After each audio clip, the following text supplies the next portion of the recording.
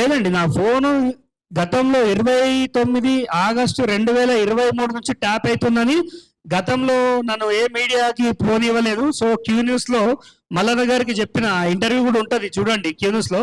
ఇట్లా నా phone tap అవుతుందండి, నన్ను కాపాడండి, నా ప్రతి విషయం ఈయన వింటుండు, మీకు అంతేందుకండి ఈయన తోటి ప్రాణభయం ఉందని. ఇదిగోండి, ఇతనితో ప్రాణభయం, హరీష్ రావుతో ప్రాణహాని ఉంది, నాకు రక్షణ కల్పించాలని కూడా ఇదే ప్రభుత్వాన్ని నేను విన్నవించుకున్న డీజీపీ గారిని. ఇది ఇవాళ కాదు కదా అండి, మీరు చూడండి 19 తారీఖు 6వ నెల 2024. ఇవాళ హరీష్ రావు ఏదో అమాయకుడు వేషాలు వేస్తాడు. కాళేశ్వరంలో కానీ నువ్వు చేసిన అన్నిట్లలో నీ స్కామ్లు అన్నీ బయట పెడతాం, ఎందుకంటే నువ్వెవరు బయట పెట్టడానికంటే నేను కంటెస్టెడ్ ఎమ్మెల్యే. అక్కడ గతంలో నేను కంటెస్ట్ చేసిన, నాకు 16,610 ఓట్లు పడ్డాయి. అంటే 16,600 మందికి నేను ప్రతినిధిని కాబట్టి ఖచ్చితంగా ప్రశ్నించే హక్కు నాకు ఉంటుంది, ఏదో వేరే వాళ్ళు కాదు కదా. అండ్ దీంట్లో ఖచ్చితంగా హరీష్ రావుని అరెస్ట్ చేయాలని కోరుకుంటున్నా, ఎందుకంటే ఇది చాలా కీలకమైన కేసు. రాధాకృష్ణారావు సరిపోతుంది, రాధాకృష్ణారావు గారిని కస్టడీలోకి తీసుకుంటే ఈయన పాత్ర అర్థమవుతుంది. ఎందుకంటే ప్రభాకర్ రావు లేడు కదా, ఈయన లేడు కదా, ఆయన లేడు కదా, దీన్ని లేట్ చేయొద్దని విన్నవించుకుంటున్నా పోలీస్ వ్యవస్థని.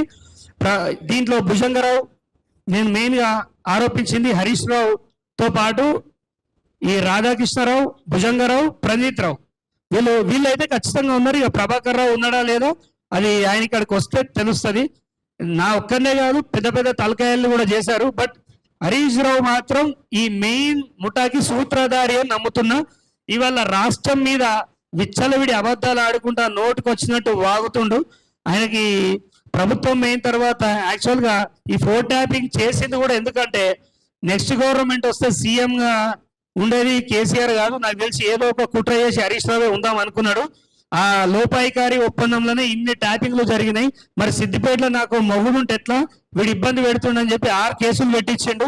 ఒకనొక టైంలో జడ్జి గారే ఆశ్చర్యపోయి ఒక క్వశ్చన్ వేశారు, ఏంటి బాబు మీద లైన్ గా కేసులు అవుతున్నాయి అని అనుమానం వ్యక్తం చేసిన పరిస్థితి ఉంది. మీకు ఇంకో విషయం చెప్తాను, ఆ మీద వారు కేసు పెట్టినప్పుడు రేప్ కేసు పెడితే మీరు చూడండి, అది SC ST అట్రాసిటీ కేసు పెట్టిండు. 376 సెక్షన్ పెడితే ఎవడైనా 10 రోజుల్లో వచ్చినట్టు రాష్ట్రంలో ఉన్నాడా జైల్లోకి వెళ్ళి? నేను వచ్చినా నేను కోర్టుకు నిరూపించుకున్నా, అయ్యా నేను తప్పు చేయలేదు, నన్ను ఇంట్లోకి వెళ్ళి పట్టుకొచ్చిర్రని ఎవిడెన్సెస్ చూపిస్తే నాకు జైలు 10 రోజుల లోపలనే నేను బయటికి వచ్చిన. 2023 అక్టోబర్ 25కి అక్టోబర్ బతుకమ్మ పండుగ రోజు నేను ₹1,00,00,000 వంచిన. 1 కోటి రూపాయలు 100 మంది కౌలు రైతులకు వంచిన, ఒక్క చెక్ బౌన్స్ కాలే, వైట్ అమౌంట్ నేను మంచింది. దానికి ముఖ్య అతిథిగా హరీష్ రావుని పిలవాలంటారు అక్కడ వాళ్ళు. నా డబ్బులకి ఆయన ఎందుకు పిలుస్తా, నేను గవర్నర్ గారిని పిలుస్తా.